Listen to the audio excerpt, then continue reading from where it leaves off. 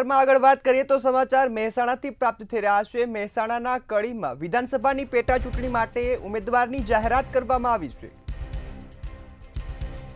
શંકરસિંહ વાઘેલાની પાર્ટીએ ઉમેદવાર તરીકે જાહેરાત કરી છે। શંકરસિંહ વાઘેલાની જે પ્રજાશક્તિ ડેમોક્રેટિક પાર્ટી છે તેમના દ્વારા ઉમેદવાર જાહેર કરાયો છે।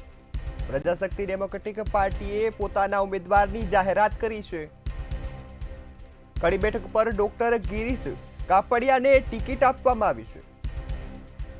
ત્યારે મહેસાણાથી સમાચાર પ્રાપ્ત થઈ રહ્યા છે। વિસાવદર બેઠક પર પણ કિશોર કાનકડને ટિકિટ આપવામાં આવી છે। શંકરસિંહ વાઘેલાની પાર્ટીએ પોતાના ઉમેદવાર જાહેર કરી દીધા છે। શંકરસિંહ વાઘેલાની પાર્ટી ડેમોક્રેટિક પ્રજાશક્તિ પાર્ટીએ પોતાના બંને ઉમેદવારોની જાહેરાત કરી છે।